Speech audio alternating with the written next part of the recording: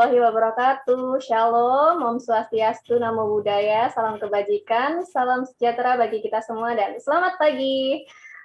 Perkenalkan, nama saya Angelina Reda Febriana dari BNN Kota Pitung. Pada hari ini kita akan ngobrol santai nih, membahas mengenai hal-hal menarik bersama narasumber kita yang cantik, super kece ini. Selamat pagi, Kak. Halo, waalaikumsalam warahmatullahi wabarakatuh. Selamat pagi, semoga sehat selalu. Di sini boleh saya perkenalan diri dulu ya. Jadi saya Intan Ratnasari.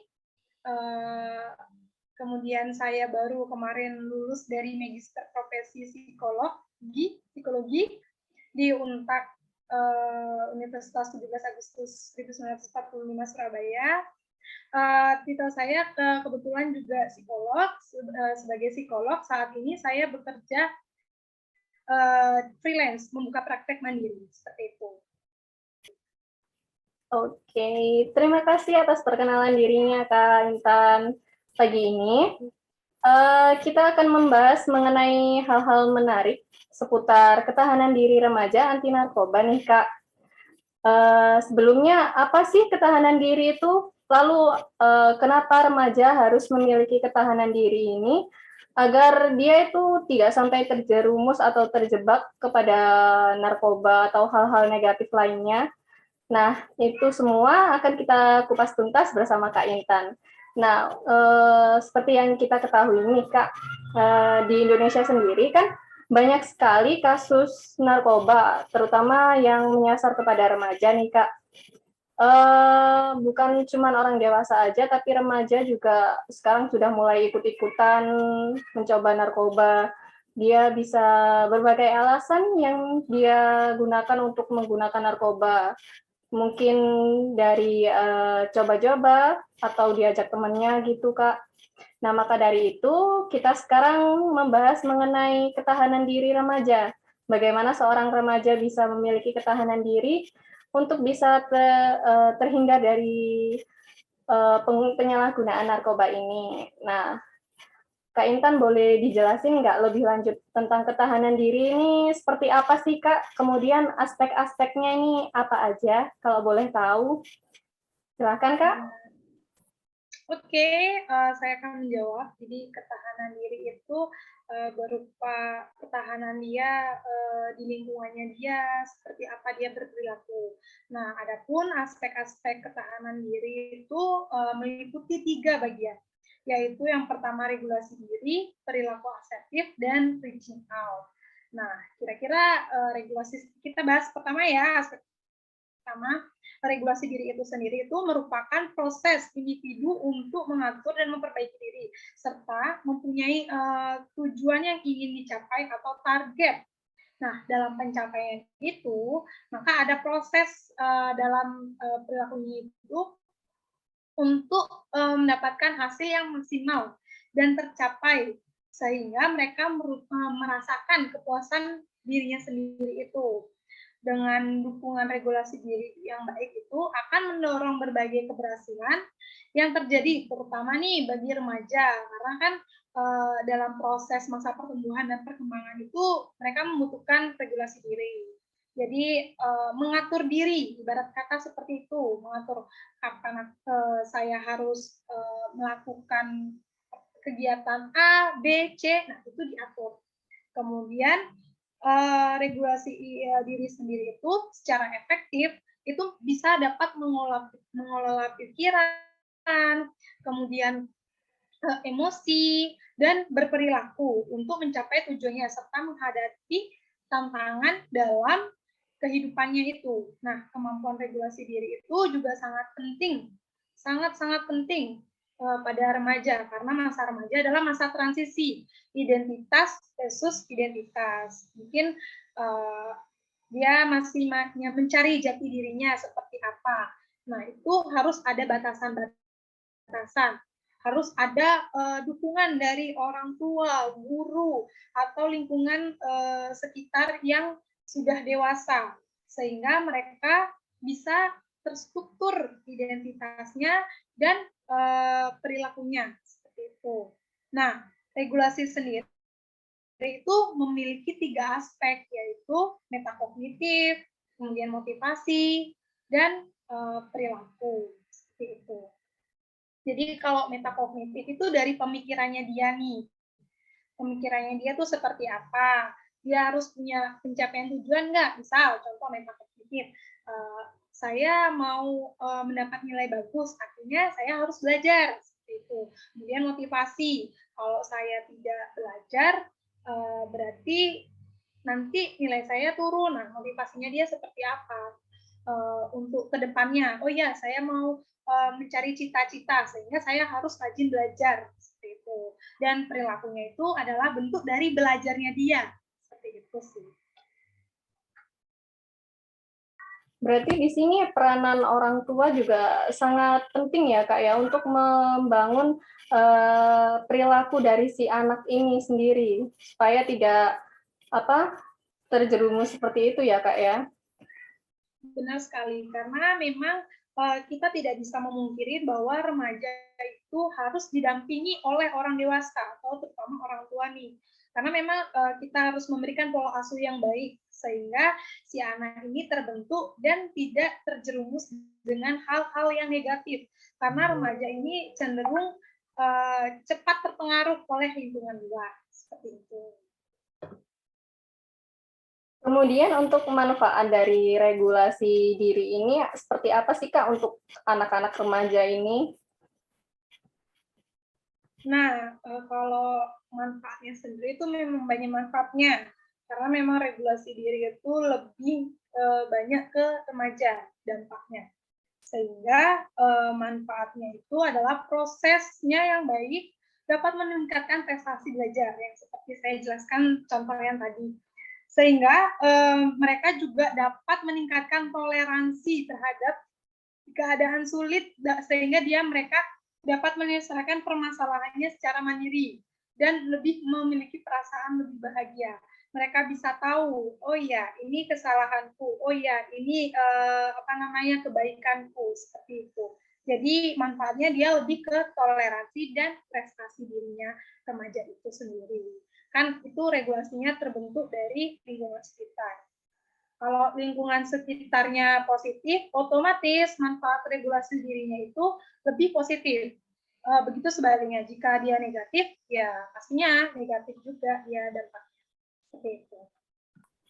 Nah, tadi kan Kak Intan sempat bilang nih, regulasi diri itu tergantung sama lingkungannya. Mungkin nggak sih Kak, seorang anak remaja nih bisa mempunyai regulasi diri positif, namun di tengah lingkungan yang sekitarnya yang mungkin bisa dibilang negatif gitu Kak. Bisa nggak Kak? Kalau itu memang tergantung si anaknya itu. Kalau emang dia punya regulasi diri yang baik, pasti dia ikut yang baik. Kalau tidak, ya mungkin saja dia bisa terjerumus karena memang regulasi diri yang baik itu akan berdampak pada masyarakat nantinya.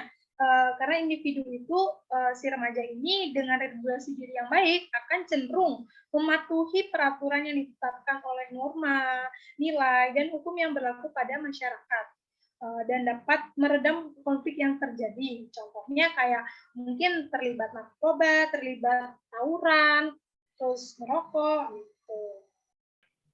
Oke, untuk regulasi diri ini sendiri nih Kak, bisa kita latih nggak sih sebenarnya Kak? Dan cara melatihnya seperti apa gitu?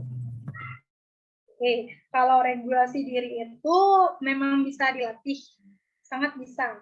Jadi mungkin kalau mau regulasi dilatih itu kita harus membuat konsep terlebih dahulu, mau goals-nya tersebut, goal setting-nya itu seperti apa, kemudian dengan cara itu menampilkan memberikan dengan cara memberikan keterampilan yang sudah dipelajarin atau yang diajarkan. Jadi karena self regulasi diri itu sendiri sebuah bentuk proses aktif dan terus menerus yang kita akan lakukan dalam berperilaku, termasuk menilai konsekuensi dari perilaku tersebut. Nah, jadi kemampuan untuk mengontrol diri itu dapat mempengaruhi pikiran, perasaan, motivasi, serta tindakan yang kita lakukan. Gitu. Jadi kalau emang mau dilatih ya kita harus membuat konsep apa yang mau di goals pertama, sehingga dapat mengubah pikiran, perasaan, emosi yang dimiliki oleh si remaja itu. Seperti itu sih kurang lebihnya. Nah, untuk anak-anak yang sudah pernah menyalahgunakan narkoba nih Kak, dia bisa nggak sih diarahkan untuk melatih regulasi diri ini seperti itu Kak? Apakah bisa mereka diajak kerjasama untuk melatih regulasi diri ini Kak? Bisa diajak kerjasama, tergantung si anaknya. Jadi tergantung orang dewasa yang mendampingi mereka. Bagaimana caranya mereka mendampingi, bagaimana caranya mereka memberikan arahan seperti itu. Jadi mungkin orang dewasa pun harus terlibat dengan si anak ini supaya si anak ini mau untuk diajak untuk melatih regulasi dirinya itu. Karena kan memang remaja itu kan kayak mungkin lebih gampang ya. Jadi kayak kita sedikit, oh iya kita kasih masukan sedikit aja, kita masuk ke dunia mereka aja mau gitu, biasanya seperti itu sih. Dan memang kalau bila perlu kalau untuk anak-anak yang memiliki kasus-kasus terlibat narkoba itu biasanya mereka diberikan edukasi kemudian sekaligus regulasi diri, latih seperti itu. Jadi tahu nih dampak-dampaknya edukasinya nih, dampak narkoba itu seperti apa, terus kita harus berteman dengan siapa, terus kita kalau kita ada teman yang negatif kita harus melakukan apa. Nah, itu yang harus kita berikan kepada remaja seperti itu. Nah, selama ini Kak Intan pernah nggak menangani kasus remaja yang menyalahgunakan narkoba, Kak? Oke, saya akan jawab.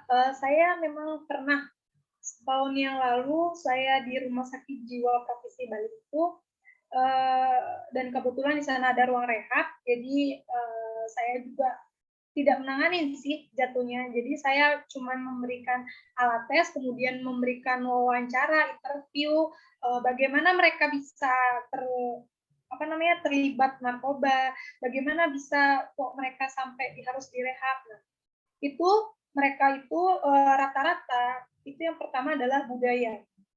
Jadi di lingkungannya itu ada budaya memang pesta narkoba. Yang kedua ekonomi, dari segi ekonomi. Kenapa ekonomi? Mereka nih merasa bahwa mereka kekurangan ekonomi sehingga mereka ada yang sampai menjual rumah, menjual tanah, sampai mengutang di bank itu untuk mendapatkan narkoba. Kemudian yang ketiga itu lingkungan sekitar. Jadi di lingkungannya dia memang rata-rata pengguna, tidak menutup kemungkinan dia ikut. Karena apa? Karena ya itu tadi terpengaruh. Apalagi di sisi orang tua mereka rata-rata yang broken home, nah, ditambah orang tua broken home, kemudian segi ekonomi, lingkungan, nah otomatis mereka nggak punya regulasi diri yang baik, sehingga terlibatlah narkoba yang mengharuskan mereka jadinya rehabilitasi seperti itu. Jadi ketika direhab pun mereka ya harus diberikan edukasi apa bahayanya. Mereka tahu bahayanya seperti apa, tapi mereka nggak tahu dampaknya seperti apa. Karena kan rata-rata kalau anak-anak remaja kok gaya. Nah, yang saat saya wawancara itu, aduh keren ini, gini. Saya stres soalnya rasanya nge-fly seperti itu. Biasanya mereka tuh senang cerita-cerita kayak gitu. Kayak mereka ngerasa bahwa permasalahannya mereka selesai, padahal itu adalah menambah masalah. Mereka pun tidak mengetahui bahwa ketika menggunakan obat yang berlebihan, obat yang terlarang berlebihan, itu akan menyebabkan gangguan seperti itu. Nah, ketika mereka didoktrin dengan bahwa itu kalau kelebihan dosis, mereka akan gangguan, baru akan mereka berhenti. Dan ada pun yang ketika udah diberikan edukasi di rumah sakit itu, di ruang rehab, itu ada yang kembali kemudian, setahun kemudian mungkin kembali lagi. Nah, karena apa kembali? Yaitu tadi, terpengaruh dengan lingkungan, terus budaya, terus juga keluarga, gitu. Jadi harus ada salah satu yang mendukung mereka untuk berubah. Para remaja ini dia mengetahui kan Kak bahwa narkoba ini berbahaya, tetapi mereka kurang paham tentang dampak selanjutnya yang diakibatkan dari menyalahgunakan narkoba ini. Nah, remaja ini kan biasanya seperti yang Kak Intan jelaskan tadi, mereka itu ingin diakui dan ingin merasa keren di depan teman-temannya, teman sebayanya gitu kan Kak. Mungkin nggak sih Kak remaja ini menolak ajakan teman-temannya untuk menyalahgunakan narkoba seperti itu Kak? Bisa menolak, Mbak. Jadi kalau misalkan anak remaja yang menolak itu cenderung dia memberikan pendapatnya dia bahwa aku tidak mau nih karena aturan dari keluargaku, aturan dari norma-norma yang diajarkan orang tuaku itu tidak seharusnya menggunakan hal yang berbahaya seperti itu. Jadi itu kayak menyampaikan pendapat secara jujur dan tegas ya. Itu lebih ke perilaku asertif. Nah, perilaku asertif pada remaja sendiri itu sebenarnya adalah perilaku yang mencerminkan kepentingan yang terbaik individu itu sendiri, termasuk dia membela diri sendiri tanpa cemas yang signifikan atau menggunakan haknya sendiri tanpa menyangkal hak orang lain. Salah satunya dalam kehidupan sehari-hari adalah ya seperti yang tadi Mbak Angel jelaskan, menolak ajakan dari teman-temannya. Jadi secara tegas dia bilang, oh tidak, saya dilarang oleh orang tua saya tidak menggunakan ini karena berbahaya untuk kesehatan saya. Seperti itu. Jadi dia menyampaikan pendapatnya dia. Jadi dia tidak takut bahwa ketika dia menyampaikan pendapat, dia akan kehilangan teman. Dia tidak takut seperti itu. Gitu sih. Nah, kadang nih Kak, kan ada beberapa orang nih yang takut untuk mengutarakan pendapatnya, kemudian ada orang yang tipenya itu memang dia itu nggak enakan atau bisa dibilang sungkan gitu Kak, kalau menolak ajakan orang lain. Nah, gimana sih caranya biar kita itu bisa berkata tidak pada hal-hal yang sebenarnya kita nggak mau lakukan gitu? Bisa perilaku asertif ini bisa dilatih nggak sih sebenarnya Kak? Oke, jadi kalau misalkan nih biasanya anak remaja nih kalau mau nolak ini kan agak takut ya. Bahkan dewasa awal pun kadang juga aduh nggak enak nih sama orang lain gitu kan.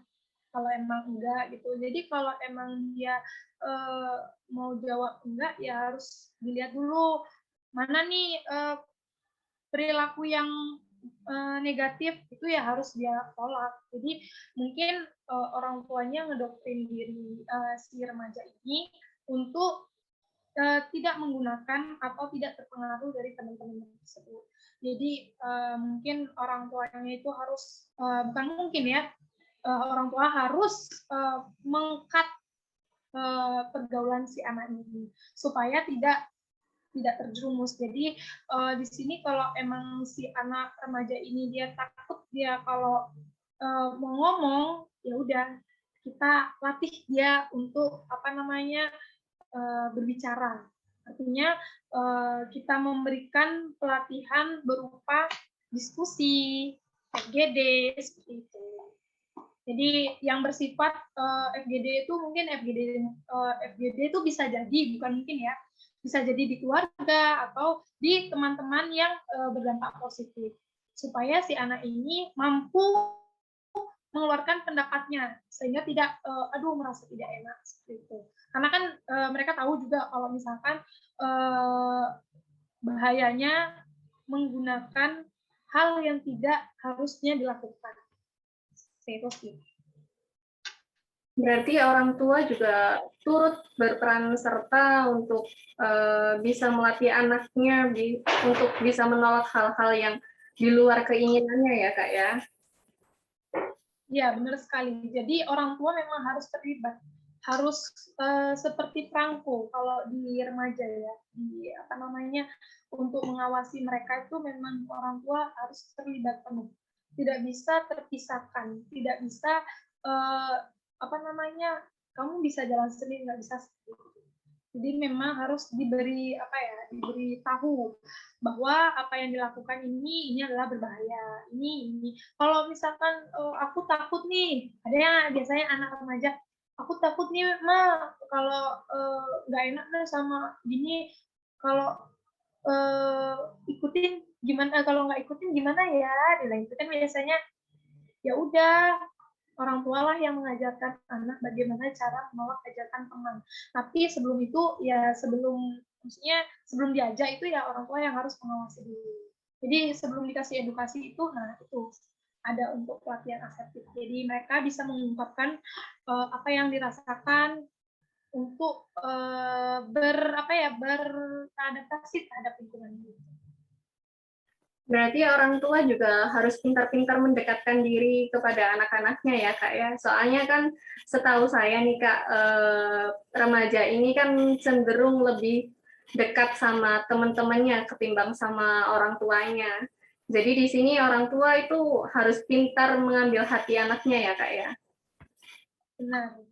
Jadi kita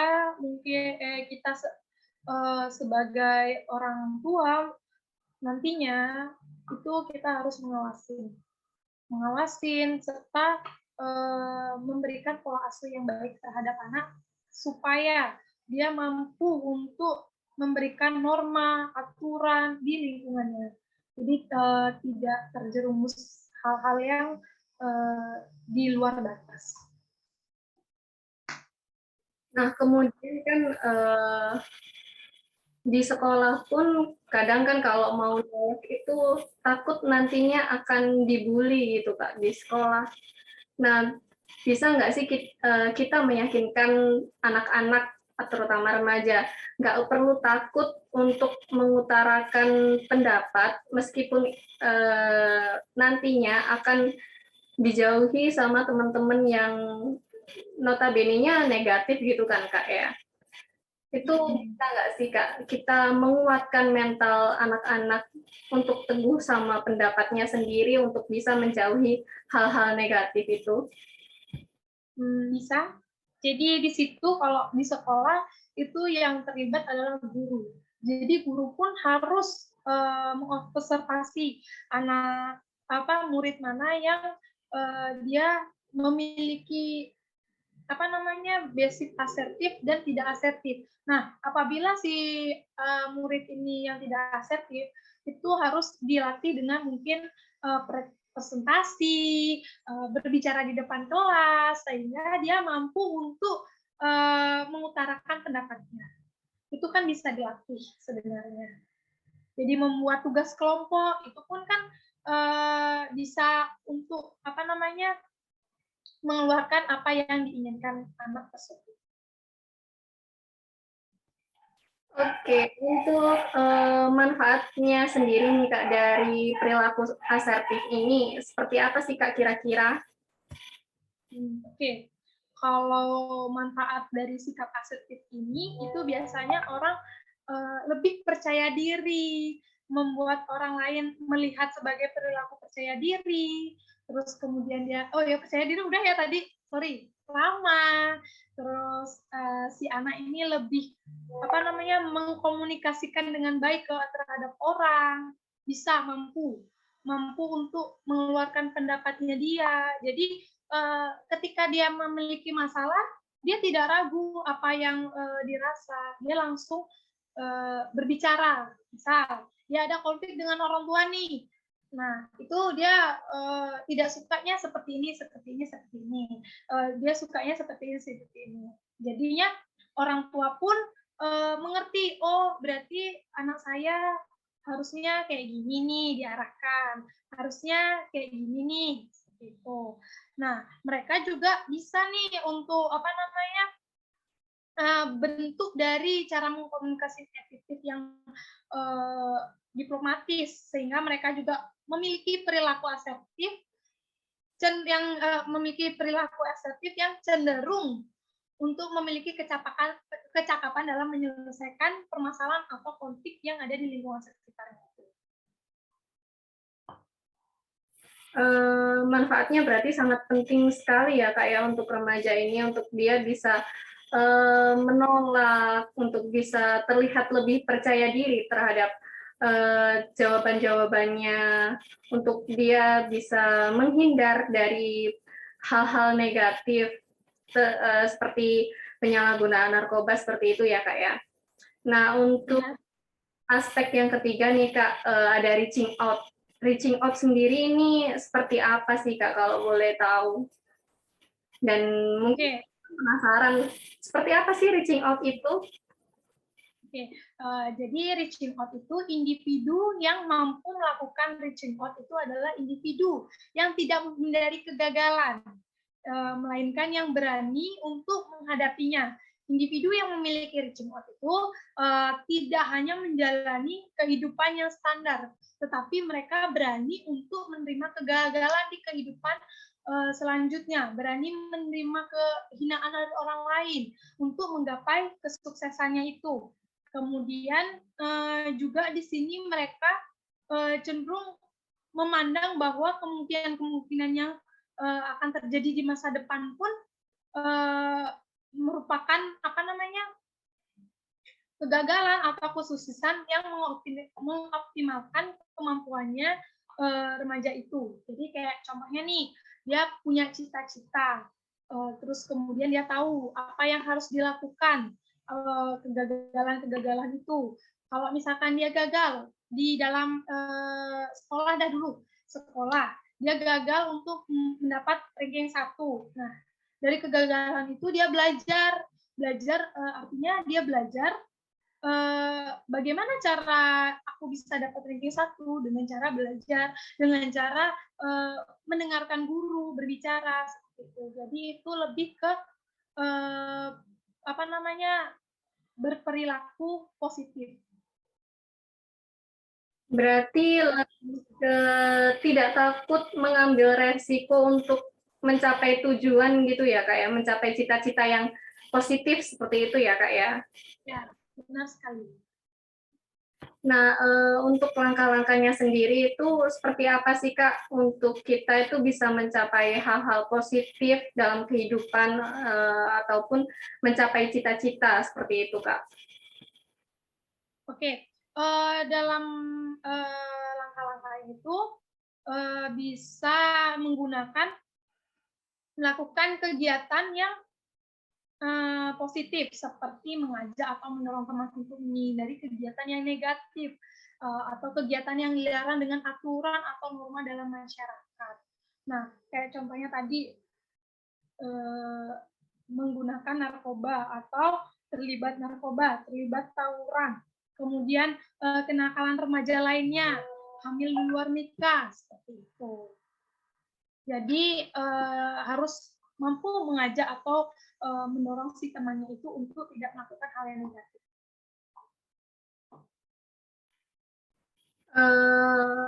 Nah, dari ketiga aspek ini berarti ketiga aspek ini saling berkaitan gitu ya Kak ya, untuk menghindarkan kita atau para remaja ini dari penyalahgunaan narkoba. Apabila nih Kak, hanya dua aspek yang terpenuhi, tapi satu aspeknya itu tidak terpenuhi dari seorang remaja ini, dari perilaku remaja ini, itu bisa berpengaruh nggak sih Kak? Atau dia itu bisa terhindar dari perilaku-perilaku atau hal-hal yang menyimpang seperti penyalahgunaan narkoba seperti itu Kak? Soalnya kan terbilang hanya dua aspek saja yang terpenuhi seperti itu. Bisa jadi dia akan terpengaruh, bisa jadi juga dia tidak terpengaruh. Tergantung remajanya ini dan tergantung siapa yang mengawasi remaja ini. Karena memang ada baiknya ketahanan diri kan memang memiliki 3 aspek itu. regulasi, mengatur dirinya itu seperti apa, kemudian perilaku asertif, menyampaikan pendapatnya dia, kemudian yang ketiga apa tadi, reaching out ya, mencapai hal-hal yang positif dalam kehidupannya. Jadi di antara tiga ini adalah merupakan norma-norma atau aturan-aturan yang sudah dipatenkan dan diberikan terhadap si remaja itu. Jadi memang ada baiknya tiga aspek itu semua harus terpenuhi. Kalau misalkan salah satu aspek tidak terpenuhi, bisa jadi mereka akan berapa persen itu terlibat dengan teman-teman yang kurang baik. Karena contoh nih, kalau regulasinya oke, kemudian reaching out oke, nah ketika di perilaku asertif dia tidak asertif, nah itu kan dia tidak berani menolak ajakan teman. Itu kan yang satu aspek yang tidak terpenuhi. Ini semisal ya, itu dia akan terpengaruh karena apa? Dia tidak berani menolak ajakannya itu. Sehingga mereka yang ketahanan diri itu memang harus diberikan pelatihan-pelatihan terhadap remaja serta edukasi mengenai kenakalan remaja, seperti apa dampaknya, seperti apa efeknya di masa depannya mereka. Seperti itu sih. Oke, baik. Berarti selain ketahanan diri dari remaja itu sendiri, peran serta orang tua juga turut terlibat dalam pembentukan karakternya ya Kak ya, untuk dia bisa memilah dan memilih nilai-nilai yang baik dan nilai-nilai yang tidak baik, seperti itu ya Kak ya? Benar sekali. Mungkin juga bisa ditambahin edukasi dari apa ya, dari komunitas ya, untuk orang tua yang di lingkungannya itu kurang mengetahui pengetahuan mengenai narkoba, kan mereka cuma tahunya biasanya oh berbahaya gitu aja. Mereka tidak tahu dampak-dampaknya, efek-efeknya. Itu bisa juga kita berikan edukasi terhadap komunitas tersebut. Seperti itu sih untuk tambahannya aja. Jadi mengenai kenakalan remaja itu tercangkupin dengan baik kalau kita sendiri peduli dengan lingkungan sekitar, terutama lingkungan sekitar. Berarti kenakalan remaja ini sebetulnya bisa kita kurangin, bisa kita handle, itu kembali ke lingkungan sekitarnya ya Kak ya. Lingkungan sekitar yang baik akan membawa dampak yang baik pula untuk kehidupan si remaja nanti sekarang ataupun ke depannya nanti ya Kak ya. Baik, terima kasih atas penjelasannya Kak Intan. Berarti sangat penting untuk kita bisa mencapai hal-hal positif dalam kehidupan ini ya Kak ya, seperti mencapai cita-cita dan mengejar impian. Dan dari ketiga aspek ini sangat penting untuk kita bisa memilikinya agar terhindar dari hal-hal negatif, terutama dari penyalahgunaan narkoba itu sendiri ya Kak ya.